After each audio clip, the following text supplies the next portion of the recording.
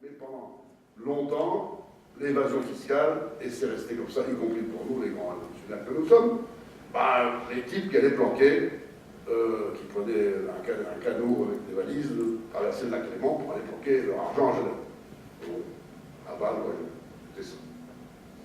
Or, on n'a pas vu arriver, mais c'était toute autre chose qui s'est passé.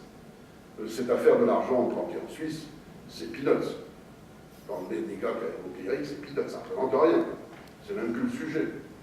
Même si les gouvernements, les ministres des budgets qu'on a interrogés, mettent toujours en avant qu'ils ont marqué des points, on a récupéré 2,5 milliards, vous avez vu qu'ils avaient ouvert à Bercy, ils viennent de la fermer une cellule de dégrisement, ils appelaient ça comme ça, une cellule de dégrisement, où les héritiers de quelques richissimes qui avaient planqué l'argent en Suisse, ils ont tellement eu la trouille parce qu'ils ont se faire taper dessus, qu'ils sont venus, comme à Canossa, négocier dans le cadre du verrou de Bercy, à Bercy, on a récupéré 2,5 milliards sur les 80 milliards, il manque, peut-être plus d'ailleurs. D'accord?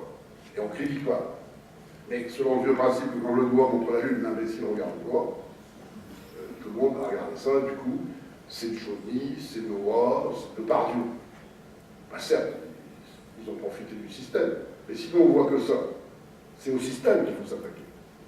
Et donc, le bouquin, pourquoi on a donné à ce bouquin? Parce que nous, on a fait des rapports avec l'aide des administrateurs de l'Assemblée nationale, vous pouvez les regarder sur Internet, ça fait entre les 3 rapports, allez, en gros 3000 pages.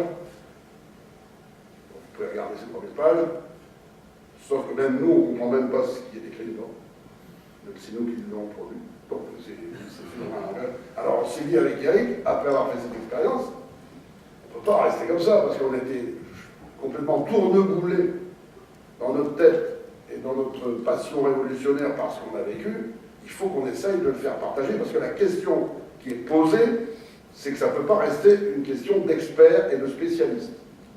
Ça ne peut pas rester une question des ONG seuls, des lanceurs d'alerte seuls et des journalistes seuls. Et de l'autre côté, les banquiers et les spécialistes des montages d'évasion fiscale. Ça doit être une affaire citoyenne. Ça doit être une affaire citoyenne. Et c'est la raison pour laquelle on a décidé de faire ce livre. On a travaillé, alors au début on a commencé à 2, on sait écrire un peu, mais beaucoup langue de bois, même si de temps en temps il y a quelques copeaux qui tombent, mais donc on s'est attaché, l'aide, je remercie, de Pierre Bertrand, journaliste, qui nous expliquera qui il est, comment on est venu dans cette aventure, pour faire ce film. Pour faire de cette bataille une bataille citoyenne. À mes yeux, il y a 3 batailles. Il y a celle de la finance qui a pris le pouvoir partout. Mais elle a vraiment pris le pouvoir partout, et en direct. Et en direct. La Goldman Sachs à la Maison-Blanche, Rothschild à l'Élysée, et autre chose de ce genre partout. Elle a pris le pouvoir, en direct, sur les institutions. Et vous verrez, puisqu'on va répondre à des questions que vous ne poserez pas tout à l'heure, que tout le système, y compris anti-parlementaire, etc., c'est fait pour que demain, on n'a plus besoin de ça. Demain, on n'a plus besoin de ça. Les élus, très riches, ils profitent, ils font pas ce qu'ils vont annoncer, etc. Laissez-nous, nous, le capital financier, on va s'occuper de tout. C'est ça, le monde qui se prépare. Donc, et puis après, il y a la paix, et ça va ensemble, et puis la défense de l'avenir de la planète. Sauver la planète. C'est 3 questions. Or, la finance, ce bouquin, on l'a fait, on l'a dédié à nos petits-enfants. Il y a Eric et à moi. Et à tous les petits-enfants du monde. C'est un combat d'une génération. Il ne faut pas se raconter l'histoire, c'est un combat d'une génération. L'état des lieux est tellement délabré que si on ne s'y prend pas avec la volonté de faire un combat essentiel pour au moins une génération, et pourtant, vous verrez qu'on marque déjà des points. On marque déjà des points. C'est petit, mais il faut s'appuyer dessus. Alors donc dans le livre, jusqu'à la page évidemment 163, je vous conseille de prendre des Temesta, passer à la pharmacie demain matin, parce que évidemment c'est un peu... Vous aurez le bourdon. Vous allez avoir le bourdon. Mais après, il y a l'horizon qui s'ouvre. Il y a l'horizon qui s'ouvre. Alors, devant quoi on se trouve? Et Somme, il l'a dit. Le problème, c'est que, je vais vous résumer un peu ce dossier qu'on aborde dans le bouquin, c'est qu'on n'est plus au temps du général de Gaulle, qui brocardait les spéculateurs quand même, qui n'était pas complètement mauvais, et qui déclarait que la politique de la France ne se faisait pas à la corbeille. En clair, il disait, il y en a marre, c'est pas au palais de Brognard, là où il y avait la corbeille où les agents de change levaient les mains, etc., où on se souvient de ces images, c'est la politique, c'est nous, la France, les dirigeants de ce pays qui décidons et pas les finances. Bon, ça, c'était à l'époque. Mais aujourd'hui, le palais de Brognard, c'est un lieu de séminaire, il n'y a plus de corbeille. La bourse française, quelque part, elle est dans la banlieue de Londres. Parce qu'il y a un problème de vitesse de la spéculation. Donc on a mis là-dedans des technologies les plus sophistiquées. Et il faut être le plus près possible des lieux de décision.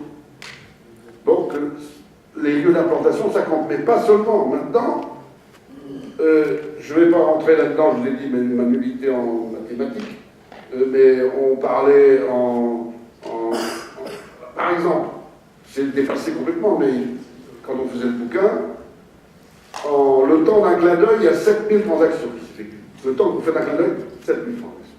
Maintenant, on compte en millisecondes, en picosecondes, qui n'a rien à voir avec la bière qu'on a vu tout à l'heure avant de venir ici. C'est-à-dire 12 chiffres derrière la virgule, c'est bien ça. D'accord. Ça va à une vitesse folle. Ça va à une vitesse folle, avec des technologies les plus sophistiquées, avec des robots qui fonctionnent 24 heures sur 24, avec des traders qui sont en train de licencier les traders. Il n'y aura plus de gérants de gardiens. Ils viennent d'en supprimer 3000 emplois de traders dans les systèmes boursiers. La Goldman Sachs a supprimé 600 emplois de traders pour embaucher 200 ingénieurs de haute volée en termes numériques et informatiques pour introduire à la place des traders de l'intelligence artificielle dans le bazar, dans le système. Et donc c'est ça qui fait le fonctionnement de cet argent spéculatif dans le monde entier, 24 heures sur 24. Vous verrez dans notre livre le témoignage de Jean-Michel Nolot, qui est un ancien banquier, qui est un ancien représentant des banques au marché, à l'autorité des marchés, le contrôle des marchés financiers, qui est un libéral, hein, mais qui lutte contre cette dérive de la finance, et qui écrit dans notre bouquin, et qui nous l'a dit dans des débats, parce qu'il est venu un jour à la journée parlementaire, qu'il faudrait interdire le trading haute fréquence. Ça s'appelle le trading haute fréquence, on va l'interdire. Parce que pour contrôler 2 minutes de trading haute fréquence, il faut pour un contrôleur des impôts entre 6 et 7 mois. Il faut en embaucher. D'accord? On est dépassé, c'est la machine, c'est la technologie qui décide de ce système. Et vous voyez bien que ce qu'on entend sur Facebook, etc., on en parle après. Donc on est face à ce monstre-là, avec tous les dangers que ça représente, pas seulement au plan financier et au plan de la morale, comme je l'ai dit, mais au plan de la démocratie. Au plan de la démocratie pour demain. Donc voilà un sujet important. Je pourrais vous donner plein d'exemples, mais on y reviendra dans... Alors, devant cette réalité, il faut prendre le taureau par les cornes, il faut que ça sera long, mais ça commence par avoir la connaissance de comment ça se passe, cette affaire, d'une manière accessible. En tout cas, on l'a fait dans un esprit, en essayant de garder le fond, pas déflorer le fond, des problèmes, mais pour qu'il soit accessible le plus possible. Et vous verrez que c'est quand même accessible, on y reviendra. Donc, le problème, c'est quelles sont les solutions. Pour permettre la discussion, on ne va pas être trop long dans les explications. Alors, quelles sont les solutions? Vous verrez, dans les rapports parlementaires qui, j'insiste, ont été votés à l'unanimité, et au Sénat et à l'Assemblée. Et donc, on peut se dire, mais c'est tous des faux culs, les gars de la droite, etc. Non, c'est des faux. Ils ont voté parce que personne, comme l'a dit Eric, ne peut défendre l'idée de l'évasion fiscale dans l'état des lieux d'aujourd'hui, et tout le monde s'inquiète quand même de cette dérive qui peut mener le monde à la catastrophe. Donc il y a une prise de conscience. Et on a plusieurs exemples, j'y reviendrai rapidement tout à l'heure, qui montrent qu'on peut élargir le champ de notre mobilisation là-dessus le plus largement possible. Alors, quelles propositions? On a au moins 150 propositions dans nos deux rapports, mais elles sont plus ou moins importantes, certes. Ils ont supprimé des emplois aux services fiscaux pour contrôler. C'est une question. Bon, mais il y a quand même aussi des solutions du type le verrou de Bercy, le fameux verrou de Bercy, qui a failli sauter. Qui a failli sauter, on n'a pas réussi à faire sauter pour l'instant. Darmanin a dit qu'il voulait le maintenir. Bon, le verrou de Bercy, ça dure depuis 1920, cette affaire-là, dans les années 20, 1920. Et puis alors nous, on les a interrogés, Eric, moi, maintenant mon remplaçant Fabien Roussel, les ministres, c'est toujours, oui, mais en gros, leur théorie, c'est... Parce que le bureau de Bercy, c'est, pour résumer ce que c'est exactement, c'est Jérôme Cahuzac, qui est seul dans la possibilité, avec une commission qui l'entoure, mais qui est seul, en tant que ministre du Budget, dans la possibilité d'ester en justice contre tel ou tel, et donc contre Cahuzac Jérôme, qui a un compte en Suisse ou à Singapour. C'est le ministre du Budget. Aujourd'hui, c'est Darmanin. C'est lui qui peut décider qu'il va vous envoyer en justice. La justice ne peut pas s'autosaisir. Aucun procureur, aucun juge, personne. Ça doit être décidé. Ah, quand on est taquine là-dessus, en disant, mais il y a de justice à de vitesse. Hein, oui, mais la justice, c'est long. Donc c'est mieux de négocier pour récupérer un peu de pognon. En gros, et c'est comme ça que ça fonctionne. Et c'est comme ça que c'est UBS, je crois qu'il UBS qui devait 1,5 milliard au fisc français, n'a pas encore réglé, la négociation n'est pas terminée. Ils étaient atterris autour de 300 millions. Donc je dois 1,5 milliard au fisc français. Tu ne me mets pas en justice, donc on va négocier. L'exemple clair qu'on met dans le bouquin, c'est McDo. Hein, McDo, il y a eu une campagne qui s'est menée avec les McDo de l'Île-de-France, de l'Ouest Île-de-France. Ils ont créé un syndicat, j'y reviendrai après. Du coup, Eva Joly est en justice, ça fait des trucs dans la presse. Du coup, à Bercy, évidemment, dès qu'il y a des trucs, des campagnes, on regarde McDo. McDo, il devait 1,3 milliard national au fisc français. Négociation, McDo a payé 350 millions. Donc, tu peux tricher d'avance, tu sais que de toute façon, tu ne paieras pas ce que tu devais payer. C'est ça, le verrou de Bercy. C'est ça, et eux, c'est, on a toujours récupéré 350 millions. Mais pourquoi on ne fout pas le mec en tonne? Ah oui. Donc, voilà. Donc, le verrou de Bercy, c'est une horreur qu'il faut faire sauter. Alors ensuite, il faudrait qu'il y ait une loi de laïcité financière, je l'appellerais comme ça. Il y a une loi de séparation de l'Église et de l'État. Il faut une loi qui sépare objectivement, parce que le pantouflage qu'a évoqué Eric, c'est légion. Tous les meilleurs, l'exemple le plus scandaleux, c'est Bruno Bézard, qui fut, il y a quelque temps, directeur du Trésor, c'est-à-dire le poste le plus huppé après le ministre à Bercy, hein, qui en général font 3 ans, ces mecs-là. Lui, il s'est barré au bout de 2 ans. Donc il connaît toutes les ficelles du système fiscal au plus haut niveau à Bercy, français. Et où on le retrouve, il est patron d'un fonds de pension franco-chinois qui est basé aux Bermudes, aux fonctionnaires de la République. Donc tout est comme ça, c'est comme Barroso qui passait à la Goldman Sachs. Il faut faire un truc étanche entre la finance, avec des règles législatives, et le fonctionnement des républiques de la démocratie française et autres pays. Il y a du boulot, mais sinon... Donc, alors ensuite, notre taquin de journaliste, parce que c'est un taquin, il nous disait toujours, parce que notre bouquin, d'abord, au passage, c'est une expérience formidable, fraternelle, parce que quand j'ai quitté la maison familiale, j'avais 19 ans, lui il en avait 8, donc on ne sortait pas dans les mêmes boîtes le samedi soir. Donc on ne s'est pas trop connus.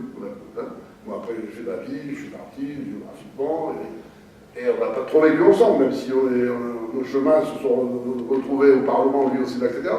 Et donc on a fait l'expérience formidable, maintenant on connaît chacun les uns les autres tous nos défauts, donc c'est formidable, ça c'est bien, et donc on a fait ça avec l'aide de Pierre, que je remercie encore ici, et on a passé du boulot, on m'a raconté une sacrée aventure, il y a 18 mois de boulot, en dehors des 18 mois de boulot pour faire le bouquin.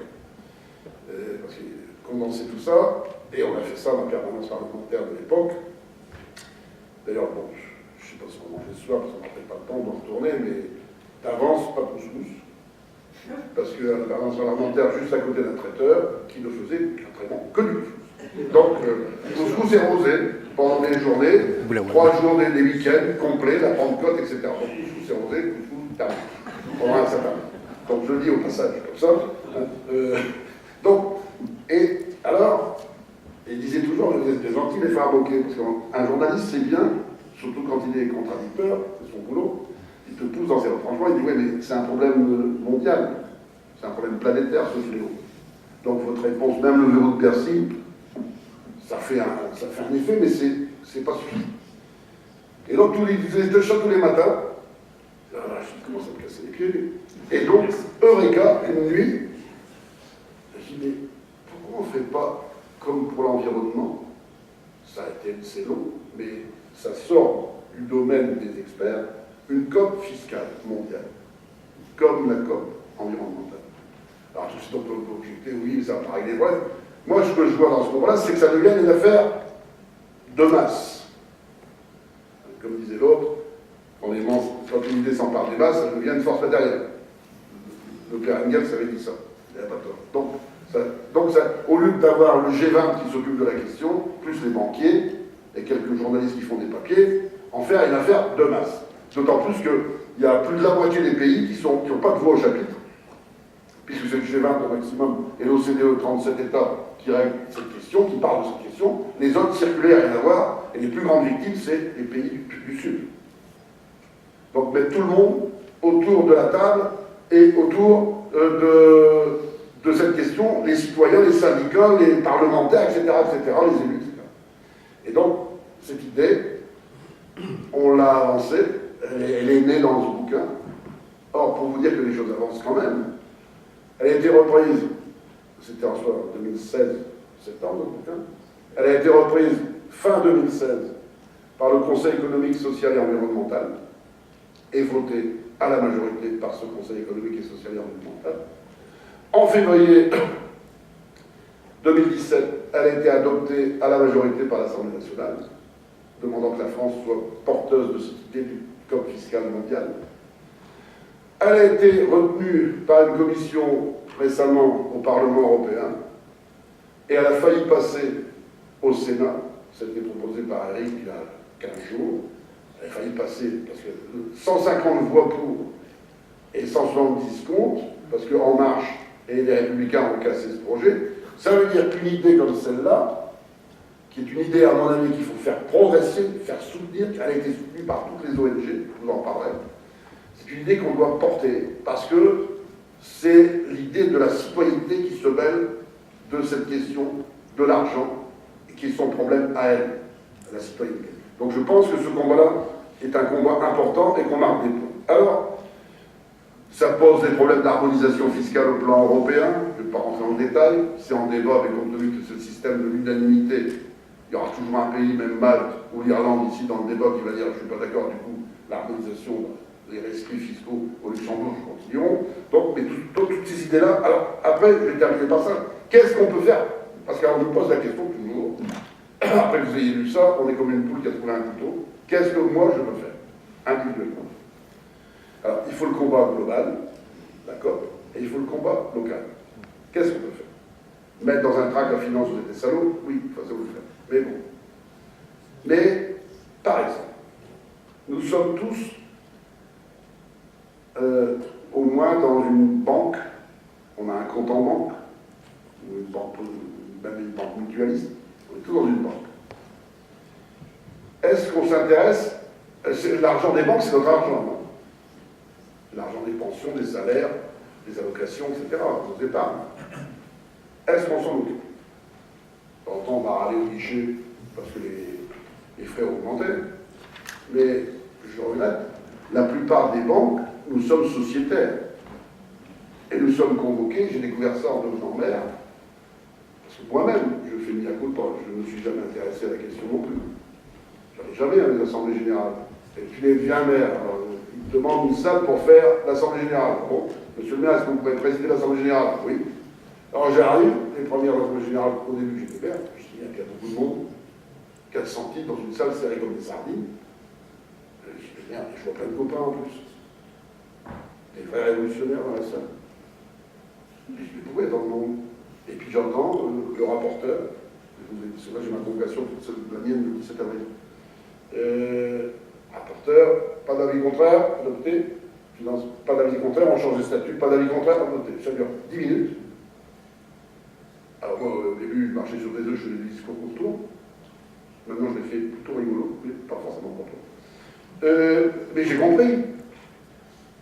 Il y a une loterie, une tombola gratuite, où tu gagnes des écrans plats de 2 mètres, des vélos, que c'est toi qui paye, parce que c'est la banque qui paye cette fois.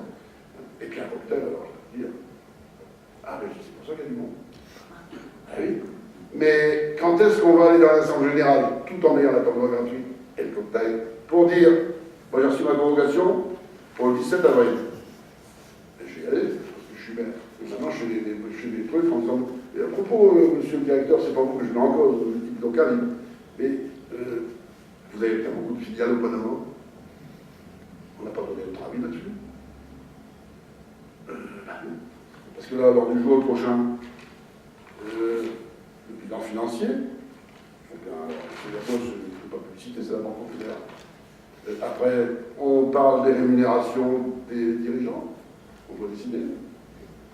Les changements de statut, mais c'est pour renforcer tout un tas de trucs contraires à l'intérêt des... Il n'y a personne qui dit évidemment ces trucs-là. Hein? Évidemment, on te dit qu'à la fin, il y a un valeur. Oui, mais tout le monde est... On s'en occupe pas. On s'en occupe pas. Et voilà l'exemple. Donc ça, c'est pour tous les citoyens. 95% des citoyens qui sont dans des banques. Donc déjà, si on s'occupait de ça, ça commencerait à infuser, parce que comment on s'en occupe pas, mais si on s'en occupe, on va infuser le débat. Ensuite, les entreprises, mes amis syndicalistes. Et il faut savoir que si il n'y a que 1,8% de l'économie qui tourne sur l'économie réelle, de la finance qui tourne, le reste, c'est de la spéculation. Ça veut dire que les chefs d'entreprise, les dirigeants, les conseils d'administration, 75% d'entre eux travaillent avec de l'argent défiscalisé, dans le meilleur des cas, planqué pour certains dans les paradis fiscaux, et que forcément, les syndicalistes sont en droit d'exiger des comptes dans les conseils d'administration. Et je reviens à mes amis de McDo. Quand ils ont fait les syndicats, ils ont été représentés au comité d'entreprise. Tous les ans, le type, il doit faire son bilan financier. Alors, question des gars, pas la première année, parce qu'ils étaient un peu, pas encore arrière, ils n'avaient pas d'expérience, mais sous les conseils des Jolie. Monsieur le directeur, vous faites le bilan, mais et notre participation au bénéfice. Mais comment, monsieur? Elle ne fait pas de bénéfice. Elle ne fait pas de bénéfice. McDo ne fait pas de bénéfice, évidemment. Tout ce qui est bénéficiaire circule, on le démontre aussi dans le système interne, au Luxembourg. En France, on fait les déficits, et puis avec un système de fonctionnement interne, de facturation interne, les bénéfices sont ailleurs. Donc voilà un exemple qui montre que les syndicalistes ont un rôle à jouer pour exiger, j'allais dire, de l'argent pu. Après, les collectivités locales, les départements, les régions, les directeurs d'hôpitaux et autres personnes qui sont chargées de passer des commandes pour des cantines, pour des chantiers, etc. On doit faire ce qu'on appelle des marchés publics. On doit respecter la règle des marchés publics. Et on doit mettre, un document avec nos exigences. Nos exigences pour le chantier en question ou pour la cantine. Exigences sociales, on peut mettre des exigences pour de l'insertion de types qui sont au chômage. Donc on dit, voilà, le gars qui va gagner le concours, là, il doit prendre autant de gens qui sont au chômage sur le chantier. Donc je fais ça. Ça avance, ça se fait. On a introduit des règles environnementales, des clauses environnementales. Moi j'ai commencé. Alors évidemment, tu as toujours dans ta mairie des juristes ou bien à l'aglo, je suis président de l'aglo, c'est pas possible, monsieur le président, c'est pas possible, monsieur le maire. Le sous-préfet va pas être d'accord. Je l'emmerde, le sous-préfet. Puis on va, par exemple, j'ai fait mettre. Alors, le sous-préfet m'a appelé, il m'a dit, vous croyez que c'est possible? Pour les desserts à la cantine, j'ai 1500 élèves qui mangent à la cantine. Dessert. Pour les pommes, n'y a rien de chiracien, mais il y a des pommes aussi. J'ai exigé que le gars qui va gagner le marché, il accueille les 1500 élèves dans le verger d'où il y a la pomme. Pour des raisons pédagogiques. Il y a des raisons pédagogiques que le gars il se rend compte, que le gosse se rend compte dès son plus jeune âge, que la pomme ça pousse sur un pommier, et que voilà. Hein. Et bien si du coup, c'est pas un gars de l'Andalousie qui va gagner le marché, hein. Sinon on va devoir louer un avion pour transporter les gosses. Donc c'est comme ça qu'on fait marcher la proximité. D'accord? Mais pourquoi on n'introduit pas, je suis en train de travailler, je vais commencer à le mettre, c'est là que je préfère que c'est pas possible. Mais ici je le mets quand même. Moi j'exige maintenant que les types qui vont gagner le marché, ils soient complètement transparents au plan fiscal et transparents par rapport à l'argent qu'ils mettent dans l'opération. Et donc, je ne le mets pas comme ça, parce qu'il faut trouver des termes juridiques, mais en gros, si tu as de l'argent planqué dans un paradis fiscal, tu es éliminé mon pote. Parce que c'est trop facile. Si moi, mon entreprise, elle est basée dans un paradis fiscal, entreprise de bâtiment, et puis que je prends en plus des travailleurs détachés, je casse le prix, évidemment. Je casse le prix et je gagne le marché. Donc, vous voyez bien que par tous les aspects de la vie concrète, j'ai pris l'entreprise, j'ai pris la collectivité, j'ai pris l'individu, ça s'en va. On peut, si on s'y met tous, ça demande qu'on réfléchisse, mais faire avancer l'idée que la finance, ça n'appartient pas à ceux qui la gèrent. La finance, ça appartient à tout le monde. Et on a notre mot à dire. Vous allez dire, c'est un boulot de fou. Ah, c'est un boulot de fou. Mais on a fait des choses plus folles dans l'histoire du mouvement révolutionnaire français. C'était complètement cinglé, à la demande de la guerre, de faire la sécu. D'accord? Et c'était complètement cinglé, en 68, d'augmenter le SMIC de 30%. Donc, évidemment, on me dit, ouais, mais c'est pas possible. Et là, mais si c'est pas possible, il faut faire autre chose. Il faut faire balance classique. Ah oui. Donc, voilà. Voilà. Donc, voilà l'idée. Et c'est qu'on s'empare de cette question, qu'on en fasse un truc partagé, et qu'on ouvre des... Alors, moi, si vous avez quelques exemples possibles comme ça, mais on ouvre comme ça des perspectives qui pourront faire en sorte qu'il y ait une vraie politique, entre guillemets, de gauche, avec 4 accents circonflexes, dans un pays comme le nôtre. Tout le reste, c'est du marathon. C'est le cœur des solutions à tous les problèmes. C'est un gros boulot. Mais nous qui avons fait beaucoup de congrès, je ne comprends pas pourquoi on n'a pas mis des amendements qu'on aurait pu piquer à d'autres qui connaissent mieux que nous la finance. Et la fin de mon propos, ce sera 2 citations. Celle d'un salaud, Henry Ford, constructeur automobile du début du XXe siècle, qui a un peu traficoté avec les nazis, mais c'était avec un pognon. Qu'a dit Henry Ford? Je cite. C'est une assez bonne chose que le peuple de la nation ne comprenne rien au système bancaire et monétaire. Virgule. Car s'il était conscient de comment les choses fonctionnent, virgule, je crois qu'il y aurait une révolution avant demain matin. Fin de citation. Et, ça je l'ai mis sur une carte de vœux quand j'étais député en 2014, citation de Sir Josiah Stamp, qui date de 1920, l'année de la création du Parti communiste. Il était, ce type-là, directeur de la Banque d'Angleterre. Et il était la 2e fortune d'Angleterre à l'époque. Écoutez. Je le cite. Le système bancaire moderne fabrique de l'argent à partir de rien. Ce processus est peut-être le tour de dextérité le plus étonnant qui fut jamais inventé. Aujourd'hui, on a même inventé les bitcoins. Voilà. Les banquiers possèdent la terre. Ils posent cette hypothèse. Les banquiers possèdent la terre. Point. Prenez la leur. Prenez-leur la terre. Mais laissez-leur le pouvoir de créer l'argent, et en un tour de main, ils créeront assez d'argent pour la racheter. Point. Et écoutez ça, c'est la fin. ôtez-leur ce pouvoir de créer de l'argent, et toutes les grandes fortunes comme la mienne disparaîtront, et ce serait bénéfique, car nous aurions alors un monde meilleur et plus heureux. Fin de citation.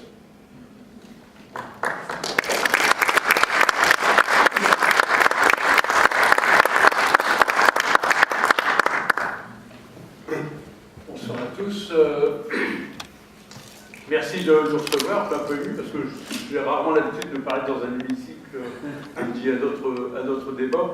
Moi, je serai assez bref, puisque l'essentiel du propos, c'est un propos qui est tenu par les deux frères sur le fond du dossier. Moi, je vais vous parler brièvement du making-of du livre, en fait, comment on a travaillé, quelle émotion, quelle aventure ça a représenté, et puis terminer sur deux petites réflexions un peu personnelles issues du voyage que j'ai pu faire comme journaliste.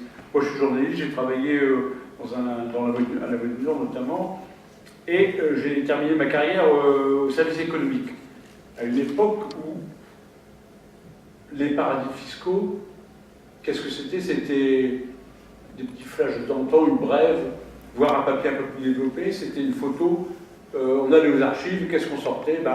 Une photo d'île paradisiaque avec des palmiers. Or, l'expérience et l'enquête a montré que maintenant, l'image s'est élargie, s'est éclaircie, et que des palmiers, les palmiers poussent aussi en Suisse, aux Pays-Bas, à Jersey, et dans une cinquantaine de pays dans le monde. Alors, comment ça s'est organisé? Moi, je connais Alain depuis un ami de 30 ans, puisque moi, je travaillais sur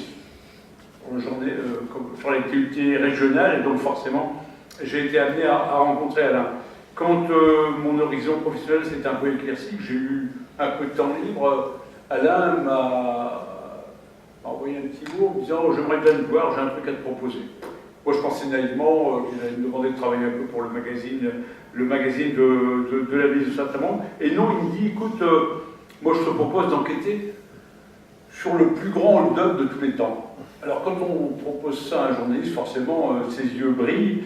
Et je me suis, même si ce n'était pas spécialisé dans les fêtes d'hiver, je dis banco. Et en fait, ce plus grand hold-up, c'est bien sûr l'affaire des paradis fiscaux, qui représente, je parle sous le contrôle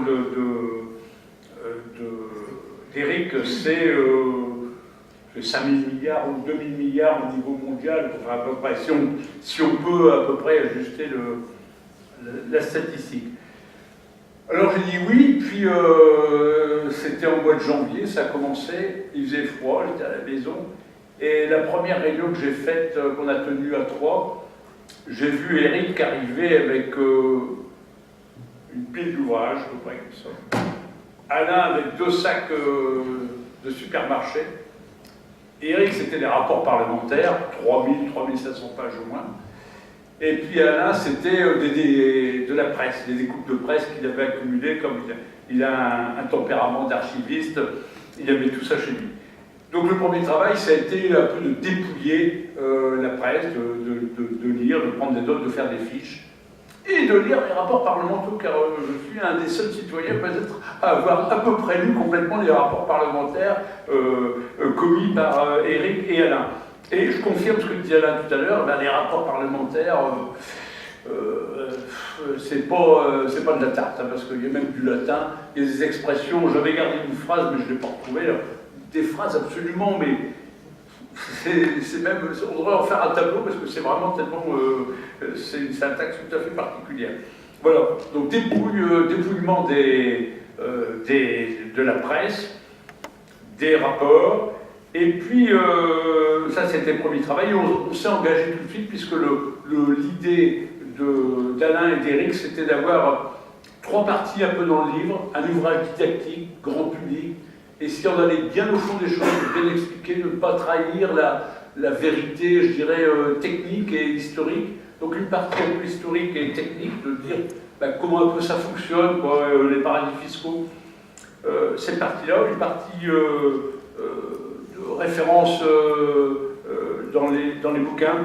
Une deuxième partie qui était faire appel aux témoignages d'experts, de personnalités incontestables qui avaient un regard et qui avaient travaillé dans l'action publique et qui pouvaient nous parler des paradis fiscaux.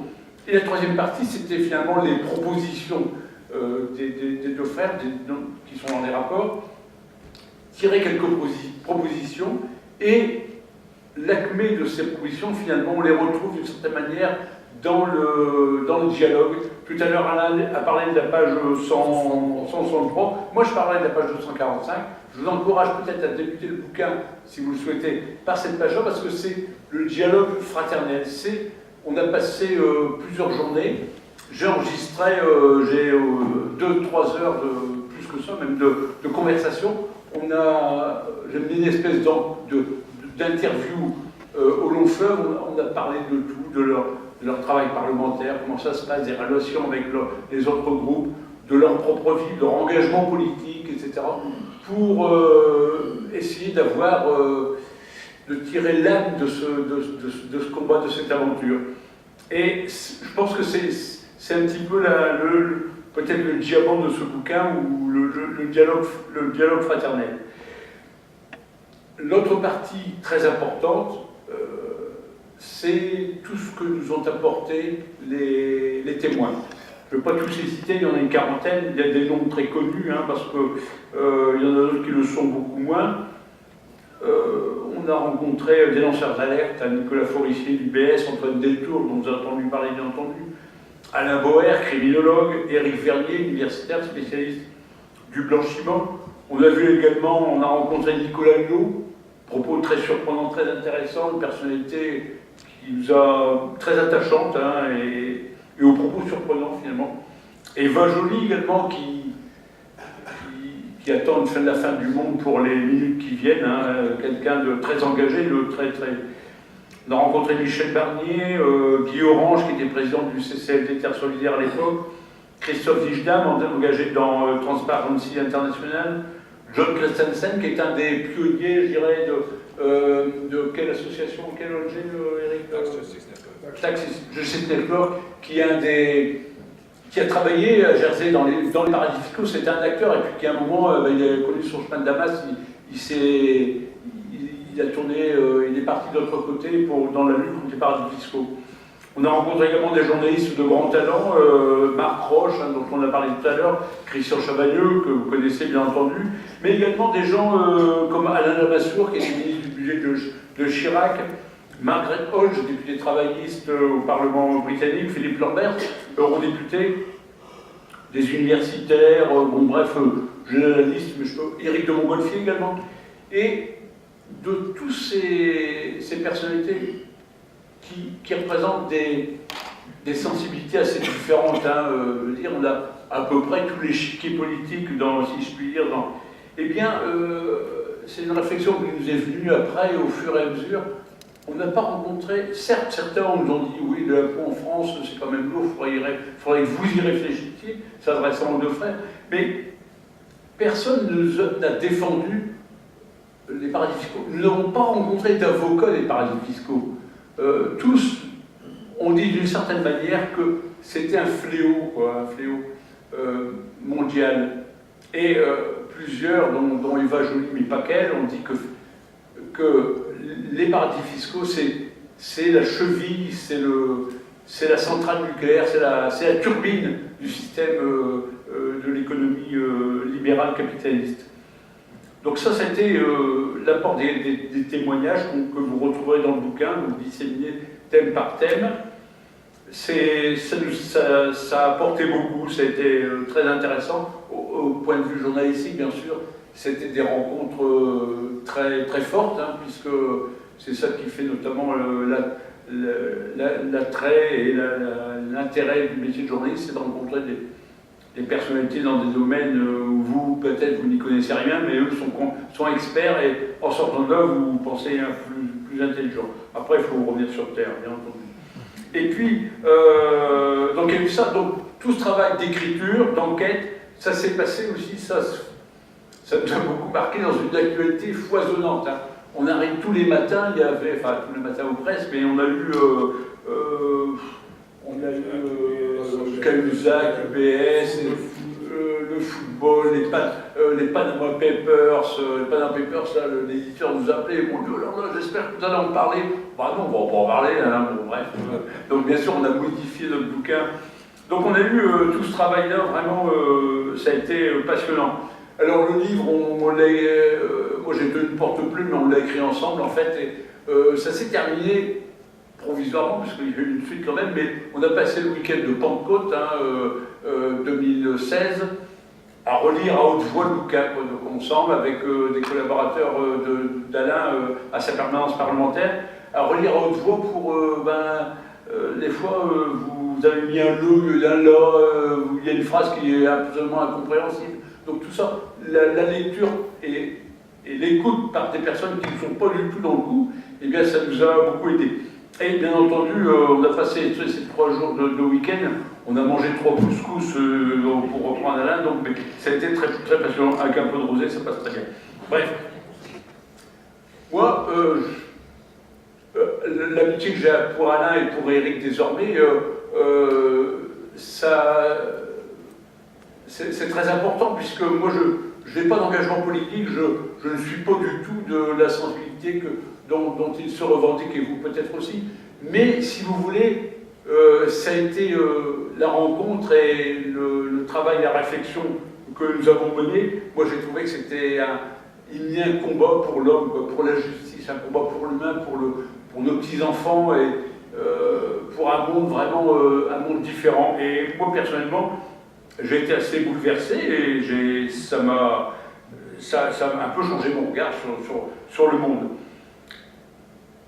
Des éléments importants dans le bouquin sur lequel je vais rapidement, c'est aussi, on a une préface de Jean Ziegler, je ne vous le présente pas, qui est une préface décapante, qui dit quand même, qui parle des effets directement de la mort d'enfants, de la mort des enfants dans le monde à cause des injustices et des paradis fiscaux. Et puis on a en tête, on s'est permis de reprendre un extrait du discours du pape devant les paysans boliviens sur l'argent fumier du diable. Donc l'argent, si vous l'entassez, ça pue, ça ne sert à rien. Si vous l'étalez, au contraire, ça fait prospérer le jardin du monde. Voilà, ça c'était voilà un peu ce qui est pour parler du livre. Je termine, puisque c'est vous qui allez avoir la parole dans quelques instants. Moi, j'ai eu l'occasion de voyager plusieurs fois en Afrique, et je voudrais simplement citer un cas d'un pays que l'évasion fiscale appauvrit de jour en jour. C'est celui du Malawi, petit pays d'Afrique du Sud, 174e sur 187 au niveau du développement économique, 18 millions d'habitants, donc c'est 4,5 fois moins que la France. Le budget de la France, c'est 450 milliards d'euros, donc 400, on va dire 500 millions de dollars à peu près. Le budget du Malawi, c'est 1 milliard de dollars. Et dans ce pays, il y a une société, elle n'est pas seule, elle n'est pas la seule, il y a une grande richesse minière comme dans beaucoup de pays africains. Il y a Paladin Energy, c'est une compagnie minière australienne, et qui délocalise ses bénéfices, qui les envoie en Australie via une filiale néerlandaise. Elle paye des intérêts d'emprunt que la filiale lui a fait, elle paye des frais de gestion et différentes autres factures. Et bref, on peut estimer qu'elle envoie environ une quarantaine de millions de dollars par année via ce canal. La conséquence, c'est que Paladin Energy n'est pas la seule, mais c'est qu'au Malawi, eh bien, l'eau potable, c'est un luxe. Le médicament aussi, il y a très peu de médecins. Les livres dans les écoles, c'est une richesse rare. Bref, c'est un pays qui, pour l'instant, n'est pas encore prêt de sortir de son mal développement. Et je termine par un chiffre, la dette de la France aujourd'hui, c'est environ 96% de son PIB. Le Malawi, sa dette, c'est 235% de son PIB. Alors, ce que je voudrais dire, c'est que ça rejoint la COP, c'est que bien sûr, pour nous en France, les paradis fiscaux plombent notre budget et ils entament le fonctionnement de notre société. Je sais qu'on en parle en ces moments et les exemples sont très nombreux des problèmes budgétaires que ça pose à tous. Mais il y a dans le monde entier des pays qui en souffrent bien davantage. Je pense que ça justifie un combat planétaire. La COP, de ce point de vue, est une idée géniale, et je dirais qu'elle a été reprise, on l'a su qu'après, je ne l'ai su qu'après, je me l'appellerai qu'après, c'est que le président de l'Équateur, qui est président du G77, donc c'est les pays du Sud, on va dire, qui ont des problèmes de développement, eh bien, dans une des réunions du G77 en 2017, eh bien, il a appelé à une gouvernance fiscale mondiale. Dans le fond, ce que la COP propose, c'est ça. Voilà, je vous remercie.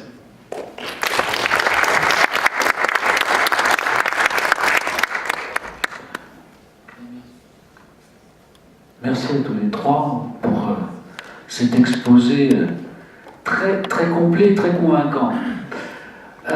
Mais il y a peut-être encore des questions à poser. Profitez-en. C'est pas tous les jours qu'on reçoit les frères Bocquet. Voilà une question là-bas. Vous pouvez appuyer sur... Voilà, oui, bonjour. Moi, Monsieur Bocquet, vous êtes maire de Saint-Amand-des-Eaux et vous avez un casino. Je voudrais savoir, parce que vous parlez de deux pays éloignés, c'est passionnant et je trouve que votre travail est remarquable. Simplement, vous avez aux portes de votre ville, quelque part, quelque chose qui fait penser aussi à une sorte de paradis fiscal. On l'a vu avec ce qui s'est passé avec la mise en examen ou le garde à vue de vente du casino Partouche dans le sud de la France. Et je voulais savoir qu'est-ce qu'on peut faire contre ce type d'établissement, parce qu'on parle de Rouen va être peut-être doté d'un casino à l'endroit de l'ancien chez Alain. Comme ça coûte 0 centime aux contribuables. Et moi, ça ne me réjouit pas d'avoir encore un casino. Il y en a un à Fort, il y en a un à Dieppe, il y en a un au Havre. Une ville comme le Havre est dotée d'un casino. Alors, par rapport à votre action, quels sont vos pouvoirs? Je vais vous répondre très franchement. D'abord, moi, le casino de Saint-Amand est une réalité qui existe parce que nous sommes une ville thermale depuis plus d'un siècle. 1885, puisque j'ai demandé à Pierre, par ailleurs, en tant que père, qu'il fasse un livre, un très bon livre sur l'histoire du casino. Bon, il existe depuis 1885. Donc je deviens maire en 1995.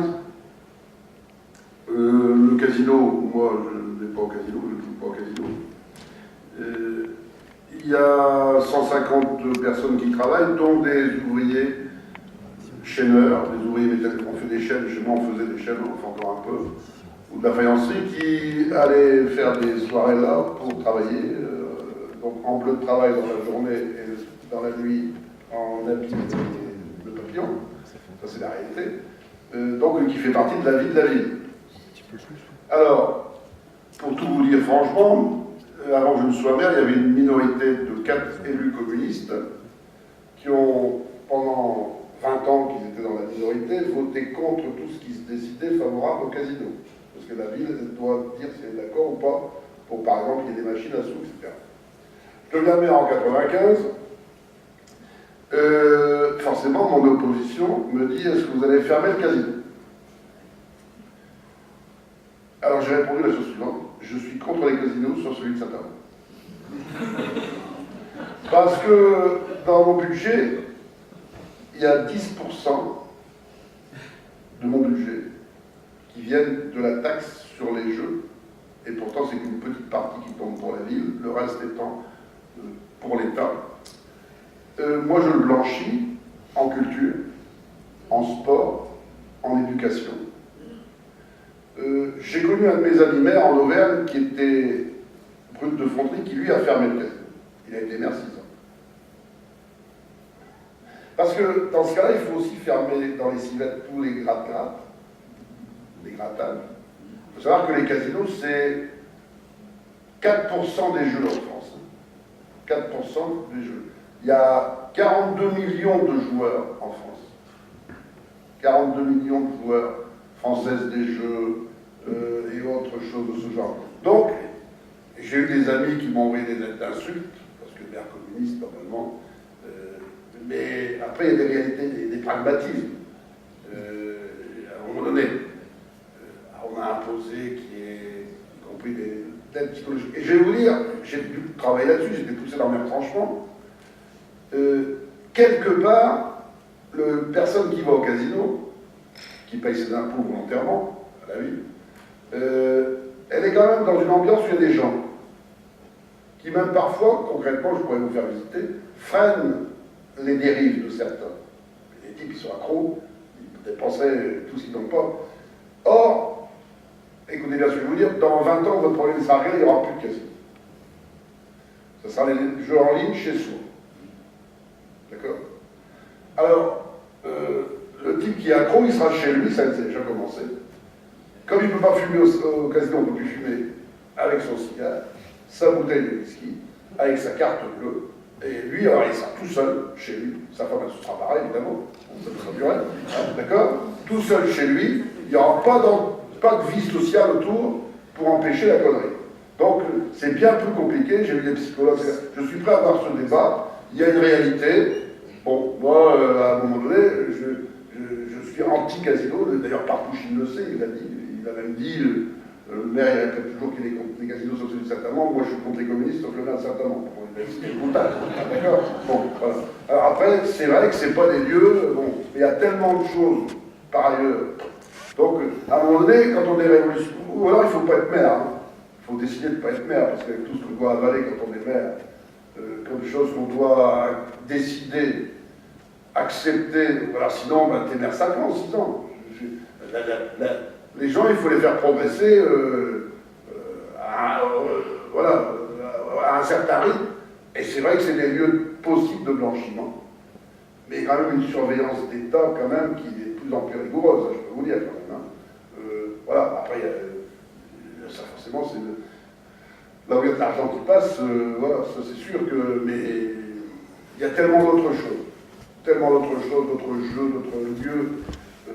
On s'attaque à une réalité, ça c'est la réalité du capitalisme d'aujourd'hui. Hein. Voilà. Alors après, ben, moi quand j'ai été élu maire, je suis allé voir Partouche pour lui dire, vous étiez taxé à 8%, moi je vous passe à 15% au maximum. Hein. Il m'a dit, c'est pas possible puisque votre contrat il dure encore 5 ans comme ça. Je lui ai dit, mais dans ce cas-là, vous ne donnez rien pour la culture. Vous ne donnez rien pour la culture. Si vous voulez, je peux vous accompagner dans les campagnes électorales. J'ai écouté Alain Bocquet, candidat communiste, député communiste, partout. Ça ne se voit pas, c'est pas possible. Hein, et je ne mange pas de ce pain-là. D'accord? Je lui ai dit, c'est pour la culture. Donc il m'a donné à l'époque, je ne sais pas combien, 300, 400 000 euros pour la culture. Hein, d'accord? Voilà. Et puis, il sponsorise des clubs de basket, etc. J'ai demandé de l'argent, pas pour moi, mais pour la vie locale. Hein, voilà. Donc, et il le répète d'ailleurs dans certains entourages qu'il côtoie, parce que j'ai su, que quand il a dit à quelqu'un que je ne citerai pas, qui est quelqu'un qui était à l'époque UMP, dans une soirée, qui lui posait la question, mais pourquoi vous aimez bien Alain Bocquet? Ben, il dit Alain Bocquet, comme d'ailleurs le maire de Dieppe à l'époque, Cuvillier, et puis un autre, on avait le maire de La Ciotat, les maires communistes, quand ils demandent quelque chose, c'est pas pour eux, c'est pour leur ville.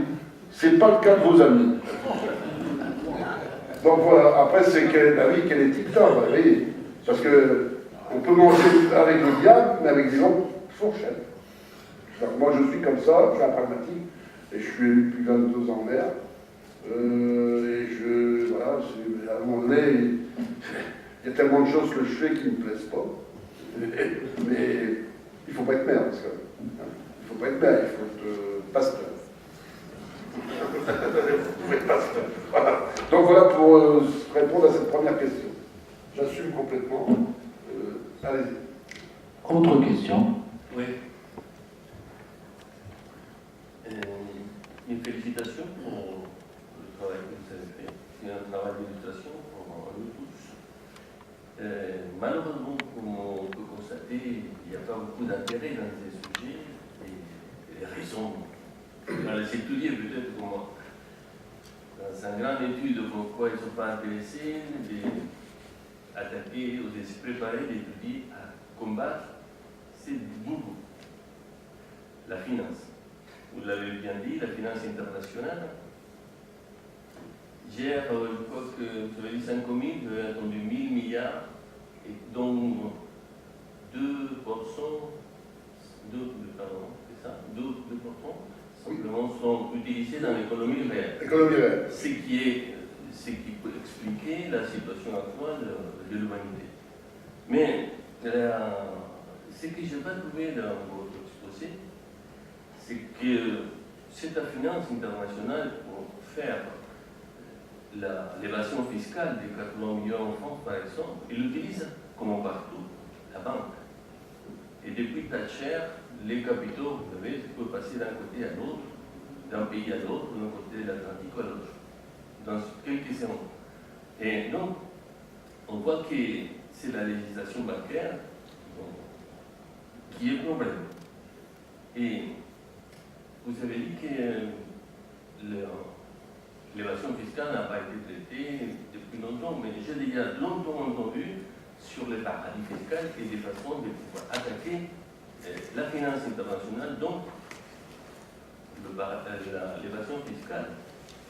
Et aujourd'hui, la question se pose beaucoup plus difficile parce qu'ils ont pris le contrôle de presque toutes les nations du monde. Donc, si c'est un banque, si ce système bancaire il est au centre des problèmes, je vous demanderai de discuter la séparation bancaire entre banques de dépôt, les banques commerciales, et d'un autre côté, les banques d'affaires, les banques qui permettent justement l'évasion fiscale, et les banques qui permettent justement de faire des bénéfices et des capitaux d'un côté à l'autre pour pouvoir planquer dans des paradis fiscaux. Sans la présence, sans l'action, sans l'activité mafieuse de ces banques, on pourrait déjà en faire un grand frein pour éviter l'évasion fiscale. Et vous avez parlé aussi de la connivence des politiques, des gouvernements avec la finance internationale. On ne peut pas faire c'est sûr, quelqu'un d'honnête ne peut pas faire des compromis, ni des accords, ni soutenir des gens qui sont des serviteurs de la finance internationale, comme on avait déjà vu. Donc, je vous demanderai votre avis aussi sur cette séparation bancaire et les difficultés qui amènent les sénateurs et les députés de France à la mettre en place. Alors, sur l'assistance de ce soir, vous savez, on est, je crois, à notre 83e débat depuis que le bouquin est sorti. Pour les raisons qu'Alain a expliquées, on a pris notre bateau de pèlerin, on s'est dit, il faut qu'on partage. Alors, on a eu, voilà, une trentaine de personnes, on a eu 200, on a eu 150, on a eu 100, et partout, à l'issue des débats, la réaction est double. Les gens, enfin, je pense que vous partagez, c'est l'effarement, c'est énorme, comment c'est possible?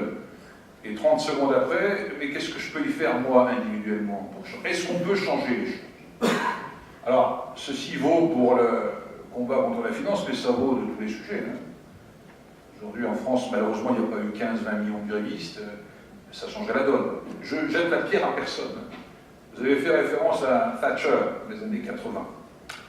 Alors, Thatcher, elle a sa statue au Parlement britannique. Elle est la seule Premier ministre britannique à avoir sa statue au Parlement britannique de son vivant. Elle est à côté de Churchill, Gladstone, Disraeli, etc. Le libéralisme reconnaissant. Elle a fait un travail considérable pour déréguler, privatiser, financiariser.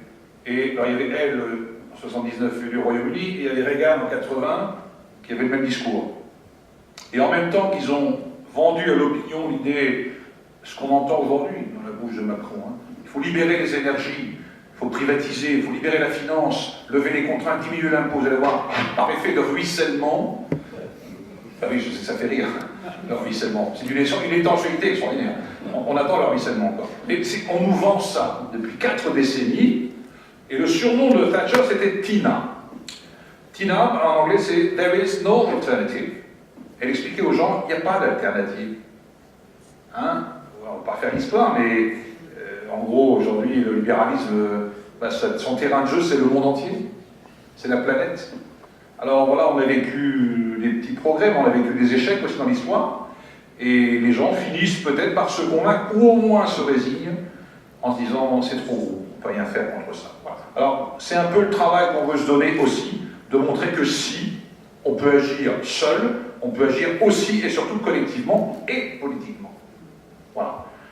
Pourquoi au sein de l'Union européenne, par exemple, on a décrété qu'il fallait la règle de l'unanimité pour décider sur les sujets fiscaux? Qui a décidé ça? Ça ne vient pas de Dieu, c'est des hommes et des femmes qui ont décidé que ça se passe ainsi. Sur les sujets fiscaux, il faut que les 28 États soient d'accord.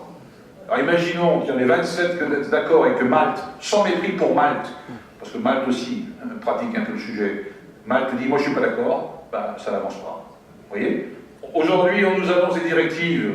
Encore une fois, vous allez voir ce que vous allez voir. Les GAFA, on va les faire en regorge, on va les faire payer. Et puis, on occulte un sujet qu'on n'évoque jamais. J'ai lu ça dans les Échos, je recherchais l'article, je ne le retrouve pas. Les Échos, hein. Journal LVMH, Bernard Arnault, 4e fauteuil du monde, etc. Il dit, c'est bien, l'Europe mène des batailles, mais il y a un sujet qui s'oublie toujours, c'est le sujet de l'harmonisation fiscale. C'est ça, le vrai chantier à ouvrir. Celui de l'harmonisation fiscale, parce que tant qu'il y aura de la compétition fiscale, et elle est en train de s'accélérer, on ne va pas régler le problème, bien sûr. Chacun tire son plan. Trump tire son plan, Theresa May tire son plan, la France prend le même chemin. Venez chez moi. Donc, sans l'harmonisation et sans la volonté politique forte de s'attaquer au problème, parce que nous, on croit à la politique, on est des militants, et c'est la politique qui a façonné la société, hein, on le veuille ou non. On faisait référence tout à l'heure à l'augmentation du SMIC, au congé payé, à l'école publique, tout ça, c'est des politiques un jour qui ont décidé que ça se faisait, hein, le droit de vote des femmes après la guerre. Hein. C'est des politiques qui ont dit qu'on va faire ça. La Sécu, c'est des politiques qui ont fait ça. Notamment. Oui. Alors, voilà, c'est sûr que le combat n'est pas simple, on le dit, on en est conscient, mais on est très motivé pour le mener. Et voilà, on a rencontré, je ne sais pas, peut-être 10 000 personnes pendant 1 an et demi, là. Alors, c'est pas le monde entier, hein, mais autant de gens qu'on espère avoir convaincus, apporter quelques arguments dans ce combat, parce qu'on peut se sentir démuni, effectivement, face à ce monde de la finance qui est en toute discrétion. Il n'y a pas eu une révolution de la finance, hein, mais j'ai envie de dire qu'il y a eu une révolution conservatrice dans les années 80. Hein, là, à rappeler, ils ont dû lâcher pendant les 30 glorieuses, parce qu'il y avait un rapport de force en France et dans le monde qui faisait qu'il fallait lâcher, il fallait donner des droits, en gros, aux ouvriers pour faire court. Et à partir des années 80, ils ont dit, bon, c'est fini, maintenant, on va changer les choses, on reprend les affaires en main. Il y a eu une bascule nette dans les années 80, Reagan, Thatcher. Et en France, alors, on a cru que ça allait contrarier tout ça. 80, ça n'a pas duré longtemps. Hein. Vous voyez, c'est pas étranger à ce contexte mondial. Comment les ministres communistes en France, mais c'est quoi cette histoire? Alors voilà, ça n'a pas duré longtemps. On a capitulé. François Hollande, dans le fameux discours du Bourget, il avait dit « J'interdirai aux banques françaises d'avoir des activités dans les paradis fiscaux ». Il n'a rien fait. La loi de séparation bancaire, que vous citez, vous avez raison. Roosevelt l'a fait dans les années 30.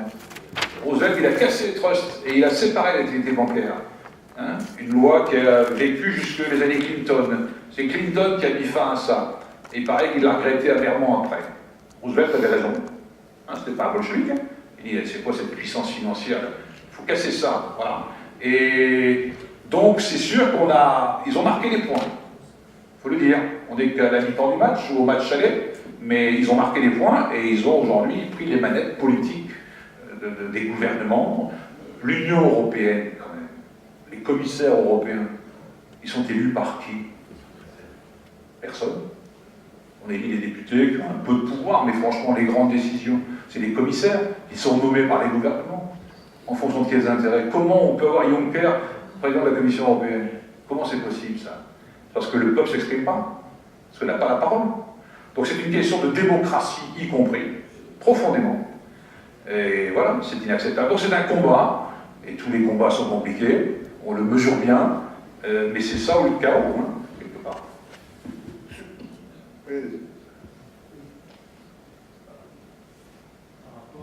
Par rapport aux énormes enjeux que vous venez d'aborder, je voudrais reprendre un point précis de votre intervention tout à l'heure, qui peut paraître marginal par rapport à tout ce qui a été abordé.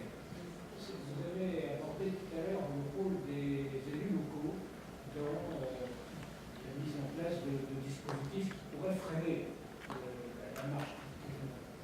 J'ai été élu, je ne me suis plus, j'ai siégé dans une commission d'appel d'offres, et puis professionnellement, dans mon secteur d'activité, le logement social, on est soumis à des commissions d'appel d'offres également. La première marge de manœuvre que l'on a, c'est passer des marchés encore d'États séparés plutôt que de recourir à des entreprises générales pour lesquelles la potentialité d'avoir des fonds placés dans des paradis fiscaux est plus importante qu'à des PME locales. C'est une première chose.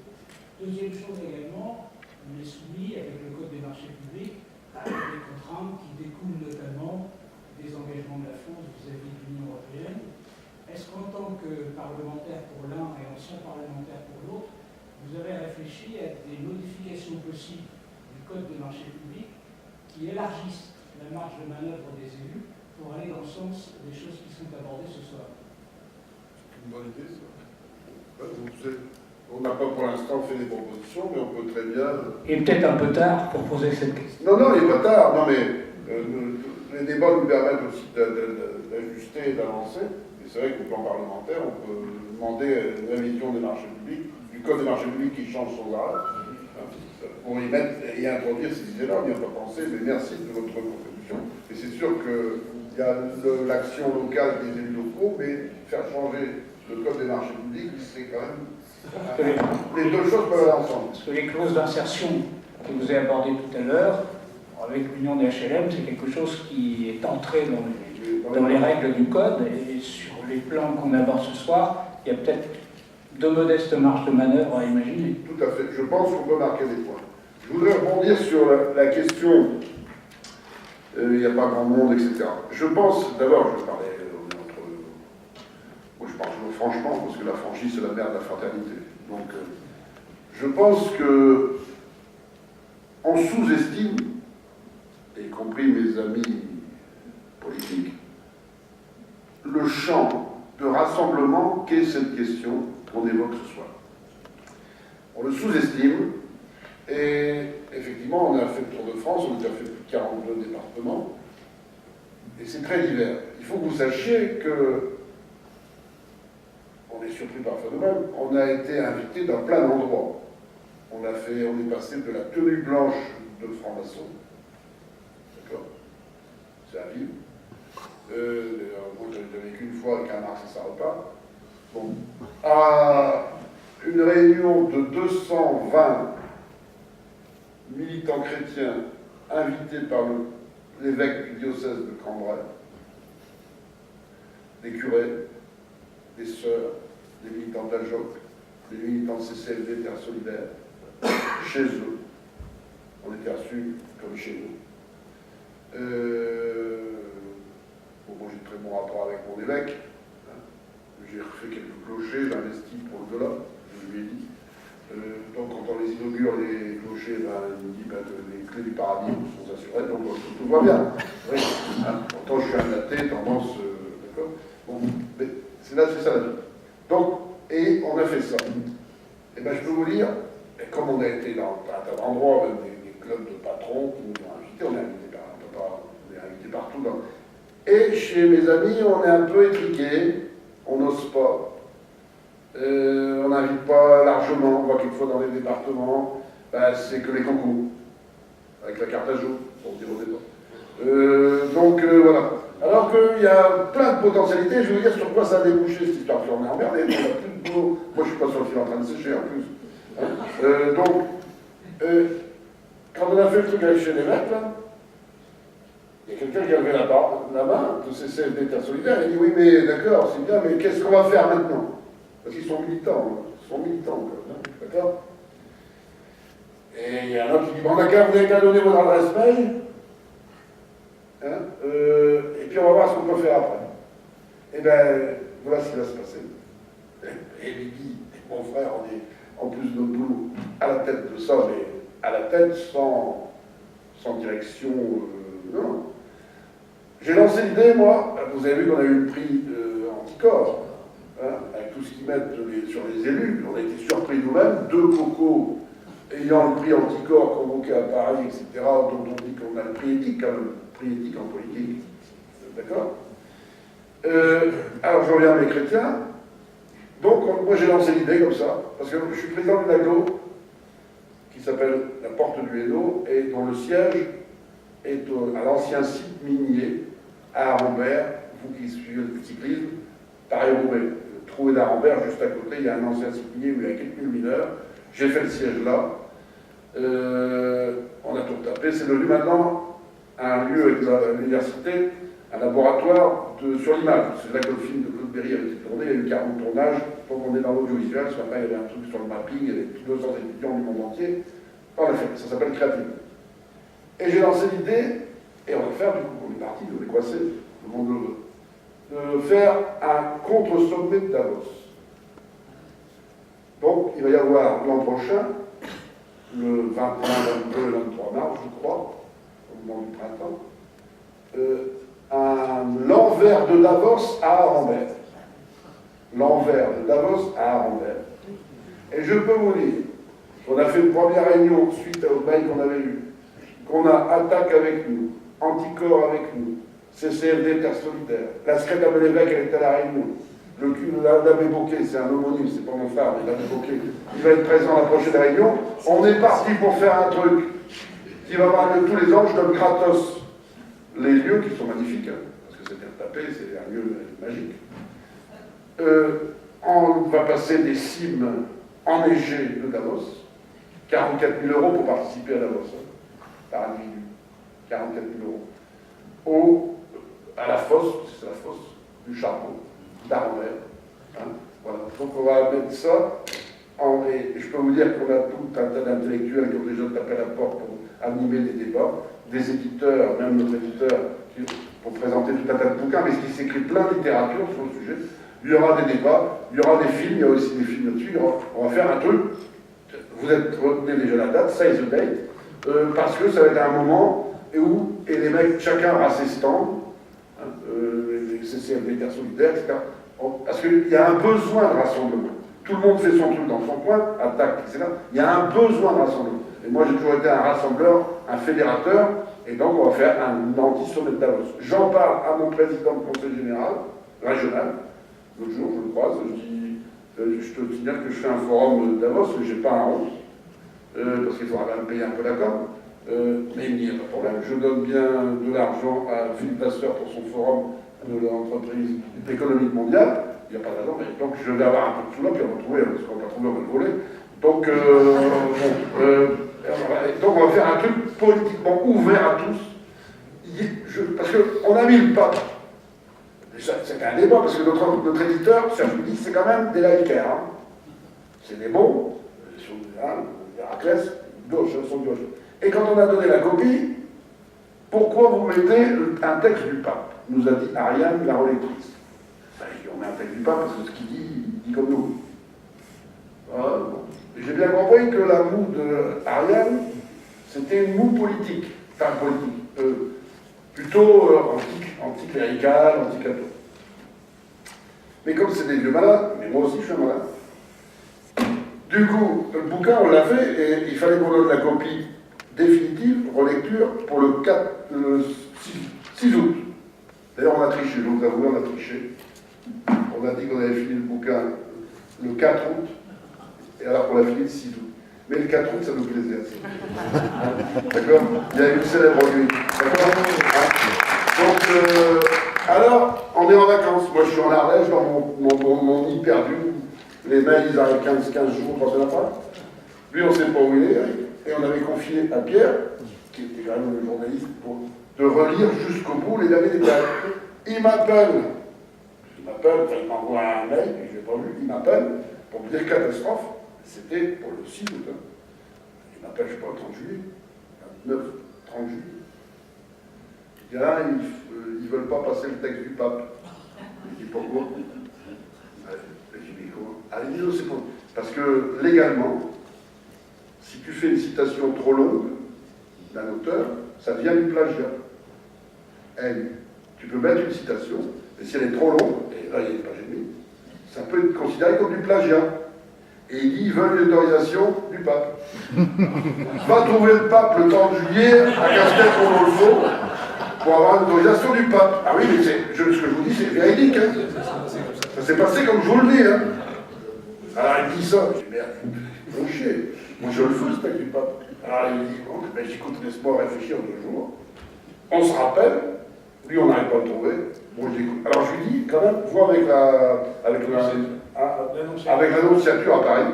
Alors lui, il cherche l'annonciature le 30 juillet, le 30 juillet, personne. À l'annonciature, ils sont en congé aussi, pas très gros. Donc rien, il dit, j'ai trouvé personne, rien.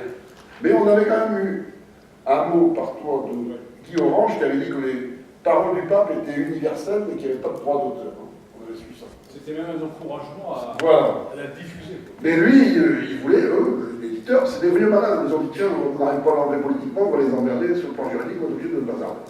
Alors j'ai dit, écoute, quand on arrive, je sais pas, 3-4 roues, je lui dis, écoute, tu l'appelles, t'appelles Ariane, tu lui dis que de toute façon, sur le texte du pape que si le pape nous met en justice, j'assume les frais d'avocat, parce que là, on va en vendre 30 ou 40 000 des bouquins. Hein, voilà. Donc voilà comment ça s'est passé. Donc on a vécu des moments comme ça, qui sont des moments très passionnants. Et quand on voit, c'est pour ça que quand on voit le texte du pape, il y a d'autres textes qu'il a fait, on peut dire que cette idée-là, c'est quand même une idée qui peut permettre de rassembler. Sauf qu'on est trop timorés. Nous, on vit encore. On a eu quand même deux gros problèmes historiques. Hein. L'Union soviétique s'est écroulée sur nous, et l'Union de la gauche aussi. Donc on a eu deux trucs, deux coups de massue, et on n'arrive pas à s'en sortir dans notre tête. Et donc on vit comme ça. Ça, c'est un truc qui met de l'oxygène. Moi, je peux vous dire qu'il s'est met de l'oxygène. Il y a plein de monde qui est avec nous. On peut avoir plein de monde avec nous, à condition de ne pas faire du catéchisme, à condition d'être à notre place. C'est ça le vrai rassemblement. C'est ça le vrai rassemblement. Ce rassemblement sur une question de fond, parce que tous les gens qu'on voit, on a vu des universitaires, Éric Vernier, qu'on ne connaissait pas, que lui a découvert, qui témoigne maintenant. Il est directeur de l'IRIS à La Rochelle. Il travaille sur le blanchiment de l'argent depuis 20 ans, mais il est présent, il fait les débats avec nous. Il parle, on ne sait pas qui il est politiquement, mais il trouve des mecs qui se battent là-dessus. On a vu un prof à l'université de Grenoble, on ne connaissait pas. Le type, il dit, moi, ces types-là, on va les avoir à l'Anti-Davos. Hein. Il y a plein de gens qui vont venir à l'Anti-Davos, des étrangers et tout. Hein. Mais tout le monde travaille dans son petit coin. Travaille dans son petit coin. Nous, Parti communiste, on n'est pas forcément en odeur de sainteté par la section économique, quoi. Parce qu'ils ne considèrent pas que ce soit le cœur du sujet. Mais je pense qu'on se plante. Parce que le capital travail, il y a 40 ans, 50 ans, c'est plus pareil aujourd'hui. C'est la finance. On dit que c'est la financiarisation. Donc ils ont mis une technique pour que la finance, elle soit libre comme l'air. Donc c'est un vrai sujet. Et en plus, on peut marquer des points, j'ai oublié de le dire, dans les actions qui peuvent être menées, j'arrêterai là. Mais il y a ces groupes multinationaux, les GAFA, les GAFAM, etc. Ils ont une faille. Donc, ils ont deux failles. L'argent et la réputation. La réputation. Vous voyez un peu ce qui se passe avec Facebook. La réputation. Et dans le bouquin, on en parle. J'ai oublié de le dire comme des actions possibles. On a rencontré, moi j'ai rencontré les conservateurs anglais avec Dupont-Aignan, toi tu as rencontré Margaret Thatcher, qui témoigne dans le bouquin. Bon. Les Anglais, alors là-bas, les GAFA, eux, ils ne payent aucun impôt. Ikea, tout ça ne paye pas d'impôt. Ils ne payaient pas d'impôt. Il y a quand même eu, au Parlement anglais, conservateur et travailliste réunis, une rébellion qui a commencé à naître pour dire ça commence à bien faire, ces mecs-là, ils s'implantent partout, ils ne payent pas d'impôt, mais pas d'impôt du tout.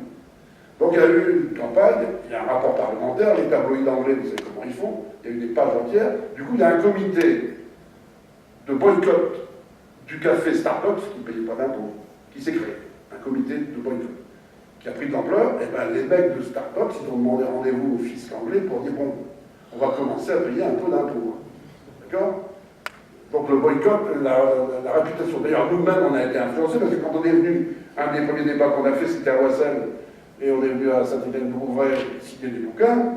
Hein. On a pris le train à la gare Saint-Lazare, vers 5h30 du matin. Hein.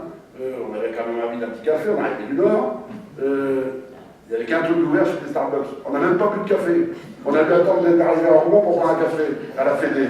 Hein. D'accord? Donc on est vraiment déterminés, quand même. Hein. Un peu court, quand même. D'accord? Hein. Voilà. Donc, voilà un peu ce que je veux dire. Moi, je pense qu'il y a un champ énorme. Moi, on le sent, il y a un champ énorme, on ne mesure pas, il peut fleurir à partir de cette bataille-là, parce qu'après vous traitez de tout, hein. Du coup la paix on en parle, on traite de tout, hein. C'est le vrai sujet, on est quand même, pour nous soigner. Moi je l'ai connu, Pépère, qui est allé en garde à vue, le ministre de l'Intérieur, hein. Quand même, non, c'est pas glorieux quand même, qu'un ancien président de la République, il a fait faire la guerre pour tuer le mec qui lui a prêté 500 millions. Hein. 50 millions, hein. 50 millions. Hein. Non mais oh, oui, on vit dans quel monde? Non mais oh, quand on réfléchit bien. Hein, c'est grave ce qui se passe. C'est grave ce qui se passe. Et on n'a pas le droit de baisser les bras. Alors on me pose aussi souvent la question, oui, mais vous n'avez pas eu l'inquiétude, vous n'avez pas été emmerdé? Si, un peu. Curieusement, on a volé à la mairie de Saint-Amand, enfin, il n'y a pas une fois, ils ont rien pris. Et puis à la mairie de Marquis, on est des maires, et puis chez lui, et puis chez moi. Portable, ordinateur, pendant qu'on était dans les commissions d'enquête. Curieusement, moi j'ai dit à mon sous-préfet, vous savez, vos services, c'est bien, parce qu'ils n'ont pas fait trop de dégâts. Oui, comme je vous dis, il n'y a pas eu trop de dégâts, on m'a rien volé. Donc, vous les féliciterez. Ah oui, parce qu'il ne faut pas dire minou pour dire un corps. Tout le monde dit bien. Il ne faut pas dire minou pour dire un corps. Bon, enfin, voilà. Certes, on peut un jour se retrouver dans le béton. Mais ce combat-là, c'est un combat pour l'avenir de l'humanité. Et c'est ce combat-là qui peut nous permettre de voir. C'est plus important que la prochaine cantonale, pour moi. D'accord? C'est plus important que la prochaine. Il faut mener la campagne de l'élection cantonale régionale. Je suis fier qu'en Normandie, vous ayez 3 députés, et je m'en félicite. Mais ce combat-là, il peut permettre d'en gagner beaucoup plus de députés. Bah oui, parce que si on veut ça. Donc il faut. Et je pense que. Moi, je crois à ce truc-là. Je ne devrais pas d'ailleurs, parce que ma femme, il faudra quand même bientôt arrêter. Parce que c'est vrai que je suis plus près du tombeau que du berceau. Quand je dis ça, je gueule. Je ne peux pas dire ça, merci. Donc les je suis pas du tombeau du berceau. Bon, voilà. Elle râle. Tu dois bien des choses comme ça, parce qu'elle prend du mourir sur le champ. Non, mais c'est. Mais la lutte, ça permet de conserver. Vas-y. C'est d'autres questions. D'autres questions, on est un peu malade.